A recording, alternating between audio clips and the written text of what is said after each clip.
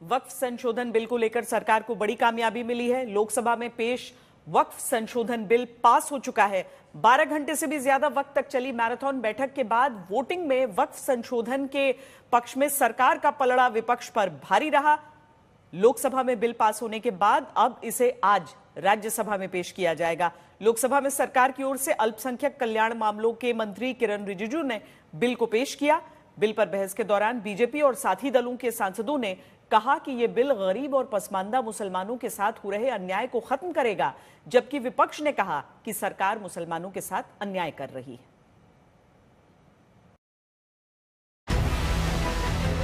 बहुमत से अपने दम पर बीजेपी दूर। पिछली बार के मुकाबले खुद की 63 सीट लोकसभा में घटी। सरकार 14 सहयोगी दलों के 53 सांसदों के समर्थन के भरोसे, नीतीश नायडू जैसे सहयोगी मुस्लिम वोट के पैरोकार, लेकिन फिर भी न मोदी सरकार रुकी न झुकी। लोकसभा में वक्फ बिल पेश भी किया, साथियों का खुलकर समर्थन हासिल किया और इतिहास रच दिया।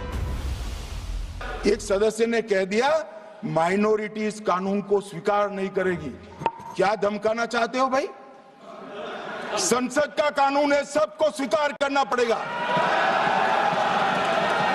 स्वीकार नहीं करेंगे मतलब क्या है? कैसे बोल सकते हैं कोई? हम कानून को स्वीकार नहीं करेंगे।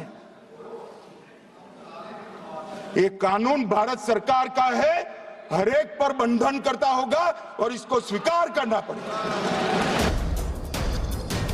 क्या एक बिल से मोदी सरकार ने देश में धर्मनिरपेक्षता की राजनीति का गणित बदल दिया? क्या एक बिल से मोदी सरकार ने दिखाया कि मुस्लिमों को डराकर वोट की सियासत नहीं चलेगी? क्या एक बिल ने बता दिया कि मुस्लिमों के हित में बदलाव का मतलब सेक्युलरिज्म का विरोध नहीं होता?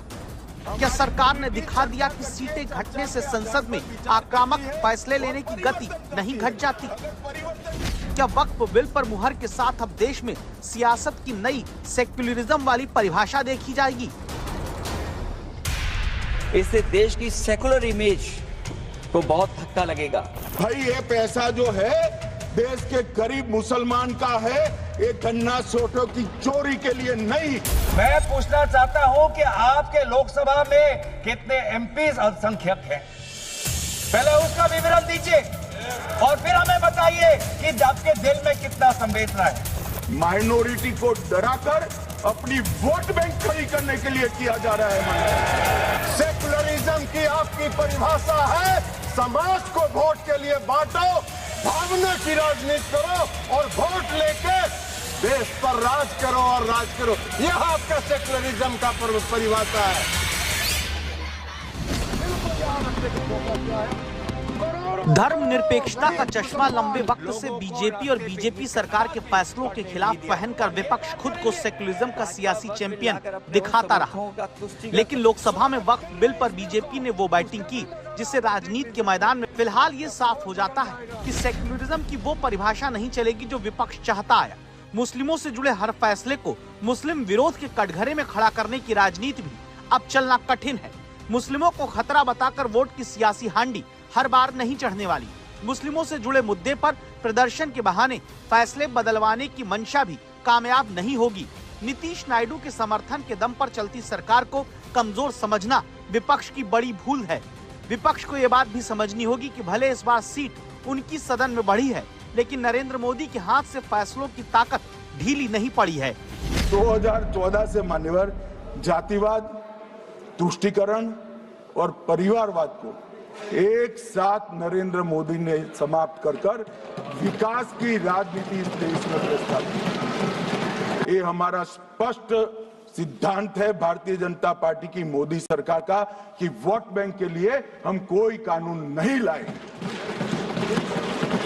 कानून न्याय के लिए होता है, कानून लोगों के कल्याण के लिए होता है। वक्फ बिल के पीछे की न तो नीति सही है न नियत। ये देश के करोड़ों लोगों से उनके घर दुकान छीनने की भी साजिश है। अधिकांश राजनीतिक दल वक्फ बिल के खिलाफ हैं, तो उसे लाने की जरूरत क्या है जो जिद क्यों कर रहे हैं सरकार? वक्फ बिल का लाना भाजपा की सियासी हट है। वक्फ बिल भाजपा की सांप्रदायिक राजनीति का नया रूप है। भाई ये पैसा जो है देश के गरीब मुसलमान का है, ये गन्ना सोटों की चोरी के लिए नहीं, ये इसको रोकने के लिए। और इनके जो ठेकेदार बैठे हैं मान्यवर, ये यहाँ गरज गरज कर बोलते हैं, खुद तो समझे बगैर बोलते हैं, कुछ समझ कर बोलते हैं। उनको लगता है कि इससे हम जीत जाएंगे। ये जंग ना सिर्फ मेरे जिस्म पर है, बल्कि मेरी आज़ादी पर, मेरी समाजी और माशी मार्जिनलाइजेशन पर है, मेरी शहरियत पर है, मेरे मदरसे, मस्जिदों, खानखाहों और दरगाहों को निशाना बनाया जा रहा है। और ये हुकूमत सच्चाई को नहीं बयान कर रही है कि ये तरमीमी बिल से मुसलमानों का तहफ़्फ़ुज़, तरक्की और गुर्बत का खात्मा होगा। ये सरासर झूठ है। विपक्ष को ये लगता रहा होगा कि बिहार में नीतीश कुमार और आंध्र प्रदेश में चंद्रबाबू नायडू के सांसदों के भरोसे चलती सरकार वक्फ बिल पर फैसला लेने में हिचकिचाएगी। लेकिन 240 सीट के साथ संसद में बीजेपी वैसी ही नजर आती है जैसे 303 सीट के साथ रही। 2019 में जब मोदी सरकार दूसरी बार बनी तो 6 महीने के भीतर सरकार ने 3 तलाक, आर्टिकल 370 से आजादी और सीएए कानून तीनों को पास कराया। तब बीजेपी के पास अपने दम पर 303 सीट का बहुमत भी था। अब की बार जब 2024 में सरकार बनी तो बीजेपी की खुद की सीट 240 तक घटकर आ गई। लेकिन कुछ ही महीने में वक्फ संशोधन बिल को पेश करा के उस पर आखिरकार अब मुहर लगा ली गई, जो इस बात का सबूत है कि बहुमत भले बीजेपी के पास अपने दम पर ना हो, लेकिन सर्वमत से फैसला कराने में नरेंद्र मोदी का भी कोई सानी नहीं है। मेरी हिम्मत को तो सराहो। देखिए मैं कितना हिम्मत के साथ बोल रहा हूं। मेरे हिम्मत को तो सराहो, मेरे हमराही बनो। मैंने एक शम्मा जलाई है हवाओं के खिलाफ। डर के आगे राजनीति है। सियासत में डर बड़े काम की चीज है। क्या यही वक्फ संशोधन बिल को लेकर हुआ है, जहां मुस्लिमों की जमीन छीन लेंगे से लेकर मुस्लिमों की मस्जिद, दरगाह तक पर कब्जे का डर विपक्ष के नेताओं के बयानों में कहीं खुलकर कहीं छिपकर झलकता रहा। लेकिन सरकार ने संसद से लेकर सड़क तक यह रणनीति साफ रखी कि भ्रम फैलने नहीं देंगे और प्रदर्शन का डर दिखाकर जो सियासत विपक्ष साधना चाहता है वो चलने नहीं देंगे। नतीजा, संसद में बिल के साथ साथी खड़े रहे और सड़कों पर प्रदर्शन नहीं बल्कि जश्न होता दिखा।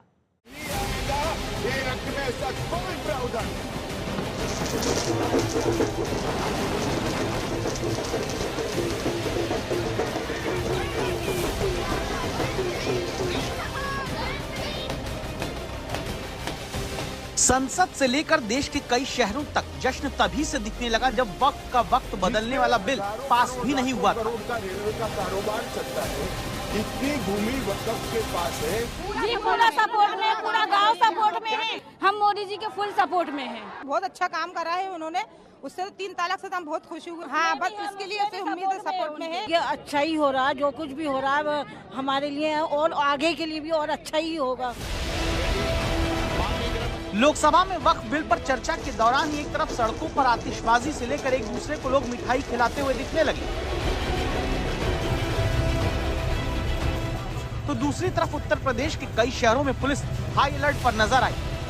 सुरक्षा का फ्लैग मार्च हुआ, सोशल मीडिया पर कड़ी निगरानी हुई ताकि पहले की तरह किसी के भ्रम में फंसकर कहीं कोई प्रदर्शन ना हो जाए। लेकिन कुछ भी कहीं गड़बड़ होता नजर नहीं आया। एक तरफ वक्फ बिल पर जश्न और दूसरी तरफ सड़क पर कड़ी सुरक्षा के बीच किसी प्रदर्शन या विरोध का न दिखना क्या इस बात का सबूत नहीं कि वक्फ बिल को लेकर विपक्ष की तरफ से फैलाई गई डर की राजनीति भी सफल नहीं हुई है? मंदिर बनाने की बात आई तो इस देश के अंदर खून की नदियां बह जाएगी, मुसलमान रोड पर आ जाएगा, मुसलमानों का ये हो जाएगा, वो ट्रिपल तलाक, फिर से डर, सीए आया कि मुसलमानों की नागरिकता चली जाएगी। जिन जिन ने भाषण किया है, एक मुसलमान की नागरिकता गई है तो बता दो। मुसलमान भी जानता है। और मैं तो आपके माध्यम से देश के मुसलमानों को अपील करना चाहता हूं मान्यवर, मैंने बहुत झेला है। ये कहते थे कि सीए कानून मुसलमानों की नागरिकता लेने 2 साल हो गए, एक भी मुसलमान की नागरिकता गई है तो सदन के पटल पर रखी। कितना झूठ फैलाया इन्होंने मान्यवर। धारा 370 हटाई, ये कह रहे थे मुसलमानों का ये हो जाएगा, वो हो जाएगा, फिर से उमर अब्दुल्ला जीत कर आज शासन कर रहे हैं। माइनॉरिटी कम्युनिटीज के प्रति अपनी संवेदना जता रहे हैं। सर, कुछ हफ्ते पहले देश में विभिन्न जगहों में लोगों ने ईद की शुभकामनाएं एक दूसरे को दी। और क्या आपको पता है कहां इनकी डबल इंजन की सरकार ने लोगों को रास्ते पे ईद का नमाज भी पढ़ने नहीं दिया। और ये बात करेंगे आप अल्पसंख्यकों के प्रति अपनी संवेदना जताते हैं। मैं पूछना चाहता हूं कि आपके लोकसभा में कितने एमपीज अल्पसंख्यक हैं? रमजान के महीने में ये आखिरी जुमा की नमाज हो या ईद के दिन की नमाज हो, मुस्लिम पर्सनल लॉ बोर्ड की तरफ से तमाम कोशिश हुई कि काली पट्टी बांधकर वक्फ बिल के विरोध को आगे बढ़वाया जा सके। लेकिन बावजूद इसके जब वक्फ बिल पर प्रदर्शन कहीं बढ़ता नहीं दिखा तो विपक्ष इसे वोट बांटने की बीजेपी की साजिश बताने लगा। भाजपा चाहती है कि वक्फ बिल लाने से मुस्लिम समुदाय को लगे कि उन पर हक को मारा जा रहा है, वो उद्वेलित हों और भाजपा को ध्रुवीकरण की राजनीति करने का मौका मिल सके। क्योंकि अध्यक्ष महोदय, भाजपा का लक्ष्य यह है कि ध्रुवीकरण हो, क्योंकि वो जानते हैं कि ध्रुवीकरण जितना होगा उससे वो लाभ उठाने में आगे रहेंगे। तो ये वक्फ बिल जो लाया जा रहा है वो अपनी वोट बैंक को संभालने के लिए और समाज को बांट करके ध्रुवीकरण करके राजनीतिक लाभ लेने के लिए लाया जा रहा है। वक्फ बिल के आने से पूरी दुनिया में एक गलत संदेश भी जाएगा। इससे देश की सेकुलर इमेज को बहुत धक्का लगेगा। वक्फ बिल भाजपा की नफरत की राजनीति का एक और अध्याय है। एक कांग्रेस पार्टी और उसके साथियों ने मुसलमान भाइयों को डरा डरा कर अपनी वोट बैंक खड़ी करने का काम किया। हम नहीं डरा रहे मुसलमानों को, आप डरा रहे हो भाई। अब मुझे लगता है देश के हर शांति प्रिय व्यक्ति को अपने माथे पर यही लिखवा करके चलना पड़ेगा, तभी सरकार मानेगी, तभी सरकार लोकतंत्र में प्रतिरोध की भाषा को समझेगी। अब सवाल है कि जहां विपक्ष के नेता कहते रहे कि सड़क पर उतर कर विरोध होगा, क्या उनकी इस राजनीति में खुद मुस्लिमों ने साथ नहीं दिया? और क्या इसकी वजह यह है कि जहां विपक्ष ये कहता आया कि वक्फ बोर्ड में गैर मुस्लिम बहुसंख्यक हो जाएंगे, विपक्ष ये दलील देता रहा कि मस्जिद और दरगाह पर कब्जा हो जाएगा। विपक्ष के नेता ये बोलते रहे कि सरकार मुस्लिमों की संपत्ति छीन लेगी। विपक्ष ये दावा करता रहा कि ऐतिहासिक वक्फ स्थल की परंपरा प्रभावित हो जाएगी। वहां सरकार ने लगातार मुखरता से इन सारे दावों को खारिज करके सच बताया। नतीजा ये रहा कि कहीं कोई प्रदर्शन नजर नहीं आया। सैकड़ों साल पहले किसी बादशाह ने दान किया, हमारी भाषा में कहो तो धर्मादा किया। अब इसकी संपत्ति को आप 12,000 रुपये में 5 सितारा होटल बनाने के लिए दे देते हो, ये उचित है क्या भाई? वो पैसा गरीब मुसलमान के कल्याण के लिए करिए, तलाकशुदा महिलाओं के कल्याण के लिए करिए। नीतीश कुमार और चंद्रबाबू नायडू को क्या नहीं विपक्ष और मुस्लिम संगठनों ने याद कराया था, लेकिन जब आज समर्थन और विरोध की बारी आई तो न जेडीयू और न टीडीपी दोनों ने विरोधियों के सपनों पर पानी फेर दिया। जेपीसी का मेंबर था वक्फ बिल में।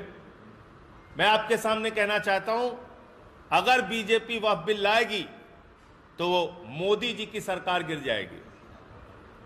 अगर बीजेपी वक्फ बिल लेके आएगी तो मोदी सरकार गिर जाएगी, क्योंकि चंद्रबाबू नायडू ने, नीतीश कुमार ने, चिराग पासवान ने, जयंत चौधरी जी ने, सब ने मिलके अल्टीमेटम दे दिया है। और क्यों दिया है? क्योंकि इनकी जमीन अपनी खिसकने लगी है। विरोध का क्या कारण है? कोई कारण नहीं है। वक्फ का जो पूरा कार्यकलाप है, वक्फ का जो पूरा वर्किंग है, उस वर्किंग में तो कहीं से इस संशोधन में हस्तक्षेप करने का कोई अधिकार नहीं है। लेकिन अगर वक्फ के कार्यकलाप में हम कोई हस्तक्षेप नहीं कर रहे हैं, लेकिन हम वक्फ का जो आमदनी है वह आमदनी सही मामलों में मुसलमानों के लिए खर्च हो, इस पर नजर रखने के लिए हम इसमें संशोधन लेके आए। आपको क्या दिक्कत नजर आ रहा है इसमें? नीतीश कुमार के पलटने का इतिहास सोचकर इस बार विपक्ष को लगा रहा होगा कि इफ्तार पार्टियां करते सुशासन बाबू क्या पता फिर पलट जाए। इसीलिए ओवैसी की पार्टी के नेता तक नीतीश कुमार को मुस्लिम वोट के नाम पर बीजेपी के खिलाफ जगाने में वक्फ बिल पेश होने तक जुटे रहे, लेकिन सबका सपना टूट गया। नीतीश की पार्टी ने बता दिया, मुस्लिम वोट की राजनीति का गणित अब देश में बदल चुका है। अगर बीजेपी को ये बिल पास करना है तो उसको चंद्रबाबू नायडू, नीतीश कुमार, बाद में चिराग पासवान और जयंत चौधरी, ये इनका समर्थन लेना जरूरी है। और मैं एक चीज आपके माध्यम से कहना चाहता हूं, अगर ये लोगों ने इस बिल को समर्थन किया तो भारत देश का मुसलमान कभी भी इन लोगों को माफ नहीं करेगा, क्योंकि ये बिल पर से असंवैधानिक है। नजर में तो आपके चढ़ जाएंगे, अब आपका वो चलेगा नहीं जो गिरोह आपका कब्जा में था।